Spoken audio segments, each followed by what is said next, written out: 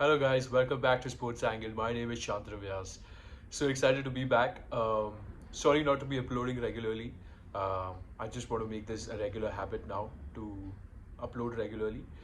But yes, let's speak about the World Cup. What a fantastic World Cup we are having. Qatar is hosting an amazing World Cup. What a group stage.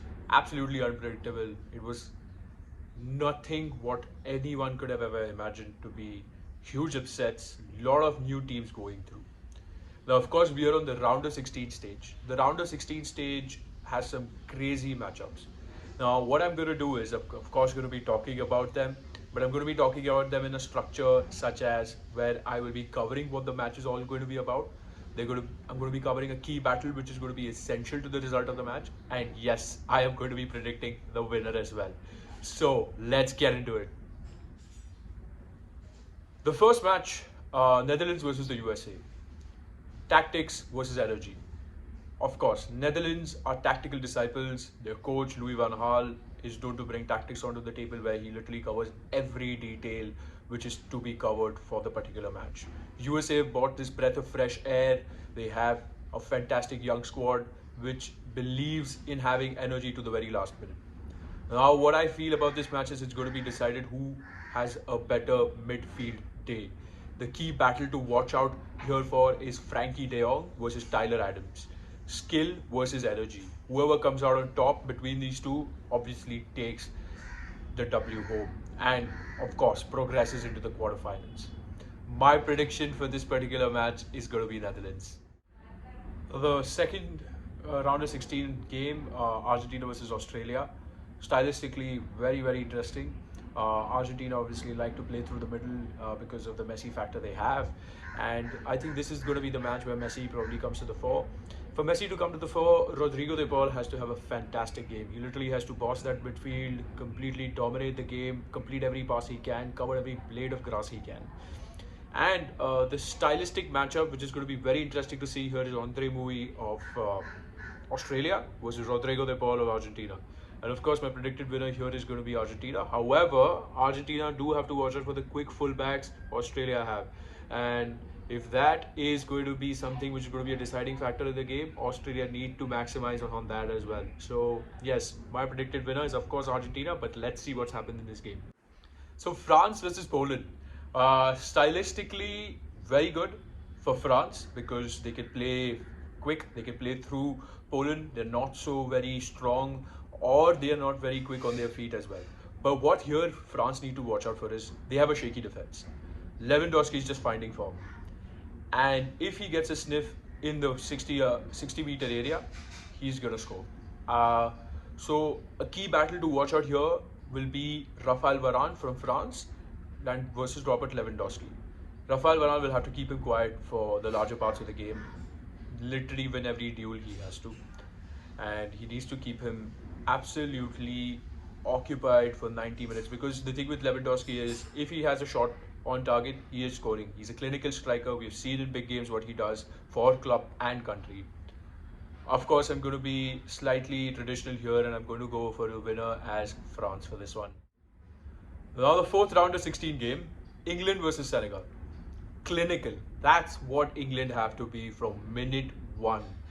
No room for errors, no room for slacking, absolutely not leaving anything till the last moment. The one aspect England really have to be wary of is that Senegal are going to be organized. They're not going to be intimidated by England's physicality. They are absolutely a unit and a force to be reckoned with. African champions, Senegal, have to be given that kind of respect. One aspect about England is Harry Kane has to step up. Harry Kane has to score those goals for England so that, they are very much on top in these decisive games. So a key battle to watch out in this match will be Harry Kane from England versus Kalidou Koulibaly from Senegal. And my predicted winner is a 50-50 here. I would go with England, but it's going to be a bit of a dogfight. Now the fifth round of 16 game, Japan versus Croatia. Again, about this game, Japan presses really high. They like to win the ball high up the pitch. Croatia are a very, I wouldn't say efficient side, but they are far advanced in terms of understanding the game. Experienced players, really adaptive to how their opponent plays. What's going to be essential here is that Modric needs to have a good day for the other attackers to, probably hurt Japan in certain areas where they are absolutely not strong. Japan will have to slightly play a better game what they played against a Germany or a Spain, because Croatia are tactically absolutely on point with every incoming game. And a key battle to watch out here will be Luka Modric from Croatia and Ritsu Duan from Japan. And I'm going to be a bit bold here, and I'm going to predict the winner to be Japan. Let's see, fingers crossed. I hope Japan goes to the quarterfinals.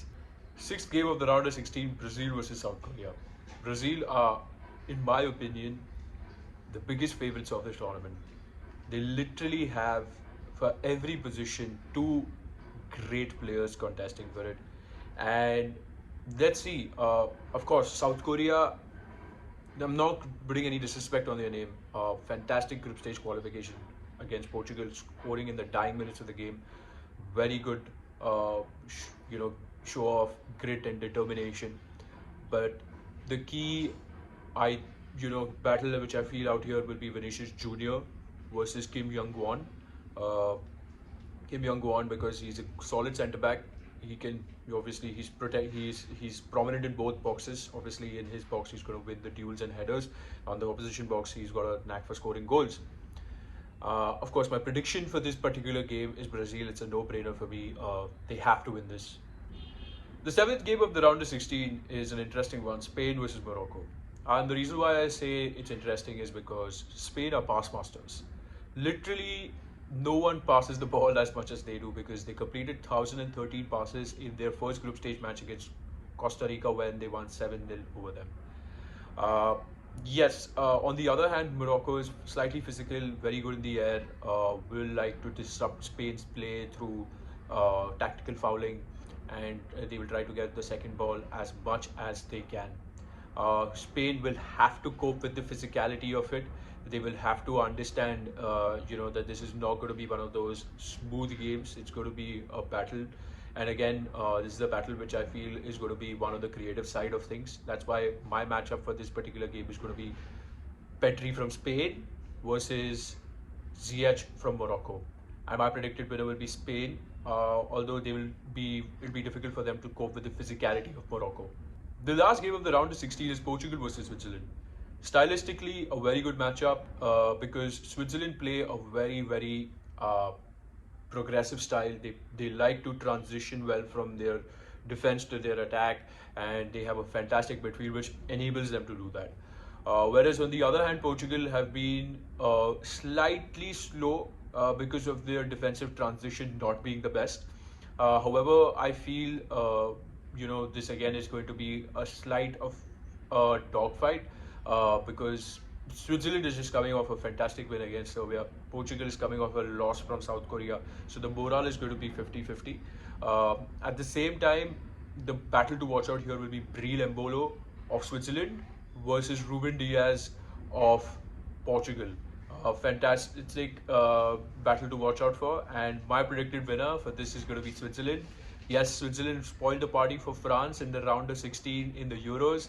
I think they're going to do the same to Portugal. So those are my predictions for the round of 16, and that's my preview for that particular part of the tournament. Do let me know in the comments down below what are your thoughts on this round of 16. Who is going to emerge as the winner and who will go home as losers? Just wanted to highlight one fact, that Qatar are being amazing hosts for this particular World Cup. Very good to know that Asia is hosting such a huge tournament of such magnitude, attracting global attention both from from a tourist standpoint or from like a media standpoint. A lot of friends and family have gone for this particular World Cup, and they have stated that their experience has been ecstatic. Now, one important thing to be highlighted in this tournament is the way young players have emerged from big nations such as Spain, Germany, England, the likes of Jude Bellingham, Pedri, Gavi, and Jamal Musiala.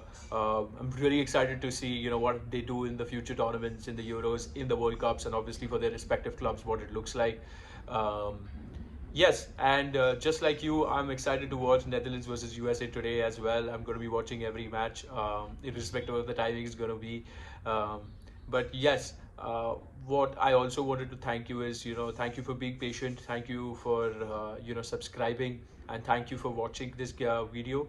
Do let me know in the comments down below your predicted winners, and yes, who is your favorite for this particular tournament. My favorite, out and out favorite, is Brazil. Yes, I think they're one of the most stellar squads, and yeah, and ultimately, wow, this is coming off a huge group stage, shocks, big teams going out, uh, smaller teams making a massive impact both on the pitch as well as outside the pitch. We saw Saudi Arabia, what they did. We saw Japan, we saw South Korea.